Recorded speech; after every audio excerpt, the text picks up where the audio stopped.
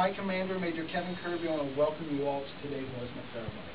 I'm Captain Frisbee. I'm the executive officer here in the Portland Mets, and I'll be the enlistment officer today. First and foremost, I want to thank all the guests that came. So it says a lot about you guys to take time out of your busy day to share this special moment with our applicants. Also, feel free to move around the room, come around the side. You can come up and stand on the stage next to me, wherever you want to get where you can take the best pictures. If you want, you guys want all come around the sides, you can move the applicants back a couple steps so you get better pictures and see what you're here to see. I know you're not here to see me, you're not here to see the back of your applicant's head, so whatever we can do to make sure you guys capture the pictures is what I want to do for you guys. Alright, to all the applicants, first and foremost, I want to thank you guys for making the decision to join the military. Joining the military is one of the most selfless things that you guys can do for your country. If it wasn't for you guys, if it wasn't for some of the men and women that have sworn here before you guys, none of us in this room would have the freedom we have today. So thank you guys for making the decision to join the military. A little bit of background about what you guys are doing today. The majority of applicants that come through the military are between the ages of 18 and 24. Obviously, we have some above and below those categories, but for statistical purposes, that's the military's target market. Out of all 18 to 24-year-olds across the nation, only 30% can qualify for military service. Looking at our entire population today, only 3% of our population have ever served in uniform, either Army, Navy, Air Force, Marine, or Coast Guard. Today, we have just under 1% of our population serving in uniform.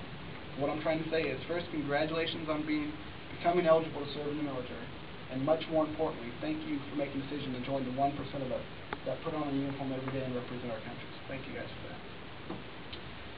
Before we start the oath, I have a couple of administrative items we've got to cover with you guys. Each of you should have been briefed on Articles 83, 85, and 86 of the Uniform Code of Military Justice. Those three articles deal with fraudulent enlistment, desertion, and AWOL. You also should have been briefed on Department of Defense separation policy regarding personal conduct. It's a whole lot of words for the do's and don'ts of military service. Before we get started, does anybody have any questions regarding those three articles of separation policy before we go on to the oath? Okay. Does anybody have any questions regarding their contract? You need to get your service answer. It looks like, oh, got one on me, okay. Does anybody have any questions regarding your contract that need to be answered by your service prior to swearing in today? What I'm asking is, do you understand your contract, understand what you're doing today by raising your right hand? Any questions regarding that? Do you need to get your service answer? No, sir. No, sir. Yes, sir. Okay. And the last and the toughest question I have for you guys today. Does anybody want to change their mind? No, sir. No, sir. Great. I've never actually had an applicant come in, go through the whole entire process, get to the point where you guys are, and then actually turn around and walk out the door. But I want to make sure that you guys are doing what's right for you guys, what's best for you, what's best for your family. So I want to give you every last opportunity to make sure you're making the right decision. All right. Do we have any National Guard in here? I don't believe we do. We don't. Okay. Going on to the oath. When we start the oath, the first line of the oath states, "I do solemnly swear." You guys don't have to use the word swear if you don't want to. You can substitute the word affirm. And then the very last line of the oath states, "So help me God."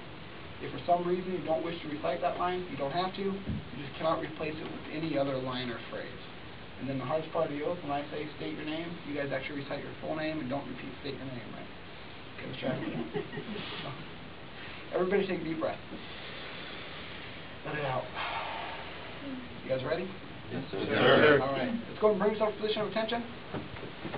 Raise your right hand and repeat after me.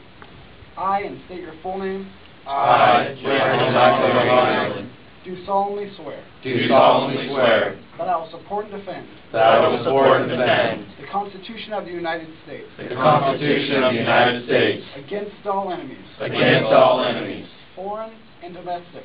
foreign and domestic. That I will bear true faith. That I will bear true faith and allegiance to the same. and allegiance to the same. That I will obey the orders. That I will obey the orders of the President of the United States. of the President of the United States And the orders of the officers. and the orders of the officers Appointed over me. appointed over me, According to regulations. according to regulations And the Uniform Code. and the Uniform Code Of military justice. of military justice. So help me God. So help me God. All right, congratulations. Welcome to the